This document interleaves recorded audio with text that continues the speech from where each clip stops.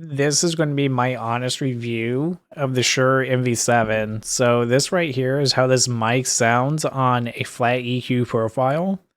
What I have found out about this microphone is that it's got a lot of bass end in it, which isn't apparent when you're using it through the USB portion of it. But this is for the XLR input. This is how it sounds when it's flat.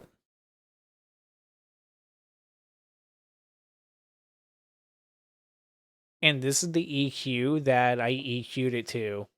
It took a very, very long time for me to figure out that it did not need all the bass that it has, because regardless of what you do, it should be picking up bass within your voice, right? So I'm going to explain the EQ that I have. This part right here, this gets rid of the low rumbly tones within the voice. And this right here, this gets rid of all the muddiness within your vocals, which can make it very hard for people to understand you. And this right here, this is a mids boost, which makes the microphone sound more alive. This right here is for your nasally tones. If you have a nasally voice, try playing with this band here at around this frequency and try cutting some of it out. It might help. And this band right here, this is your articulation, which is how well people are going to be able to understand you. So a good line here is to start with this at 4.5 kilohertz and then try adding to it until you feel like you can be heard clearly. Then start knocking it down a little bit until you start getting rid of the harsh S's within your speech. And this band right here is your top end, it's your high end.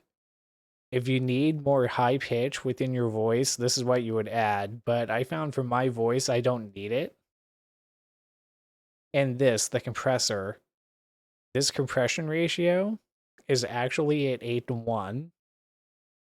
I recommend starting at 8:1 on your compression ratio if you want to have detail within your voice. So, would I say this microphone is worth it?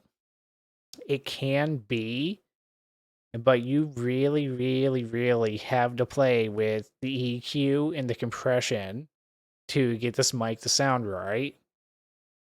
It takes a lot of time and a lot of patience. So just play with it until you find what works for you.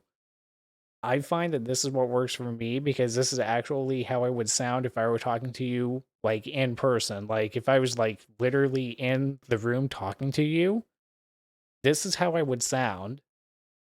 This exactly is how I would sound, and it took a very long time to figure this out. So let me know what you guys think of this review and this mic EQ and compressor overview.